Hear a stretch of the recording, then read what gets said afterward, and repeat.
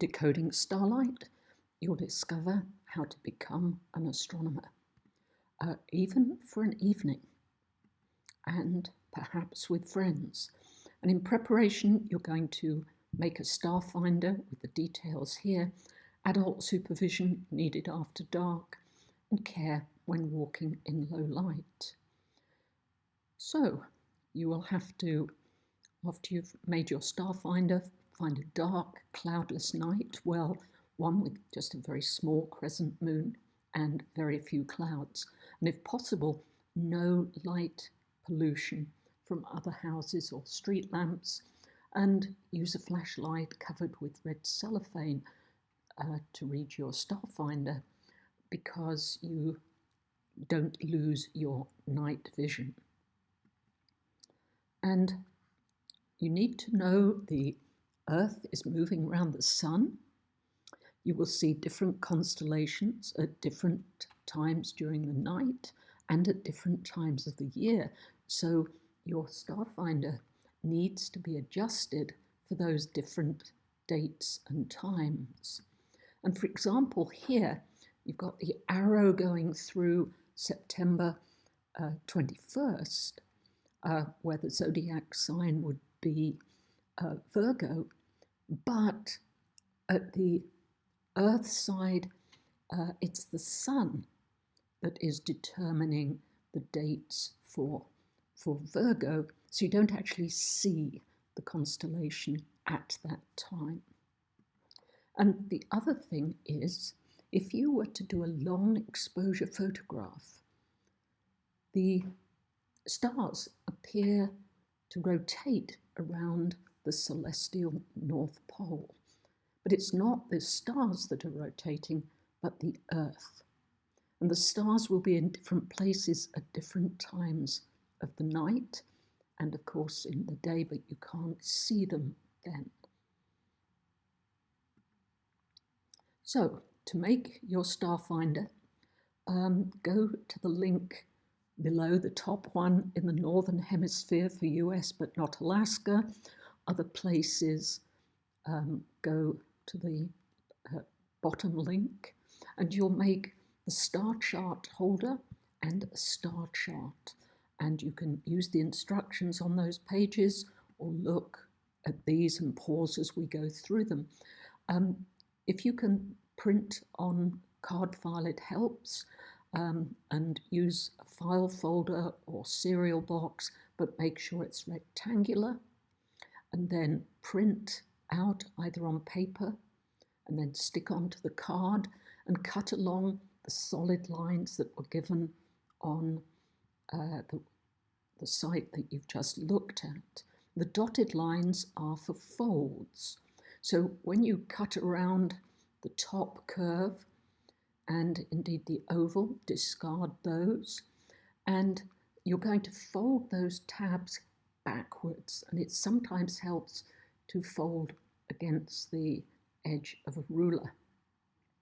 And now we've turned the back of the holder towards us, so you're going to fold up, fold 3, and then attach it either with tape or staples. Then you've got your star chart. It's enlarged compared to the holder here, with the months going round the outside with days of the month, and I've only just put 10, 20, 30 on each one, well, except February, and then stars that you would see there. And so you rotate the star chart once it's in the holder so that it aligns with the time of night that you are looking at. So example here was 8:30 p.m. and look at the date on the chart, and the example here was June the 10th. And so you rotate it once it's in the holder so the date and the time align.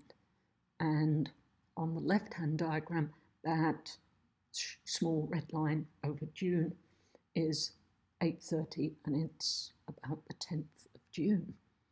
And on a clear night, the easier constellations and brighter stars. I always look at Cassiopeia as a W shape, but of course on this star map here it looks more like an M.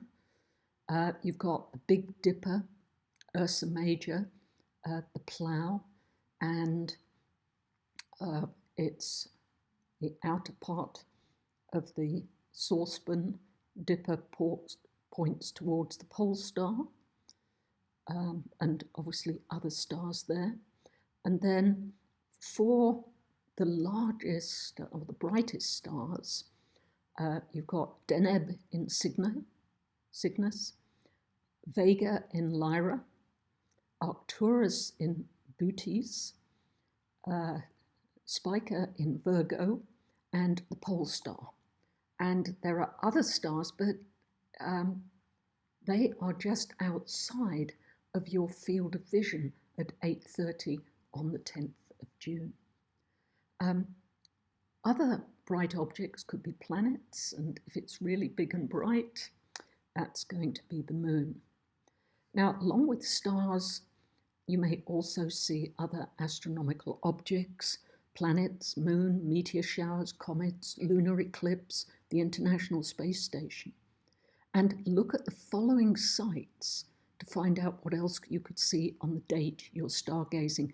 So do that before you go stargazing and write them down and whereabouts they will be. So first link there is where some of the planets are. You won't see all the planets every night you are stargazing. What comets? Well, they are rare, but it's worth looking at just in case your night is the one. What is the moon's phase tonight? You may be a moon phase expert and not need to go there. And there's an activity to make a moon phase calendar. And then here, when can you see the International Space Station? There's a NASA link here, and the map with the yellow and red circles, you can enlarge it for your particular area and keep clicking enlarge until you get the blue flags, which are the best places, but you can be within 50 miles of one of those flags. And finally, meteor showers at different times of the year. Always amazing when you see them. And if there's a lunar eclipse, solar eclipse needs to be daytime, but also good to see when they occur as well. And constellations in ancient times were drawn as pictures with the stars at different places, elbow shields, sword belt here, toe, etc. And that one is Orion. And here's an activity. Draw your own constellation and draw your own picture, different from the ones that are shown here.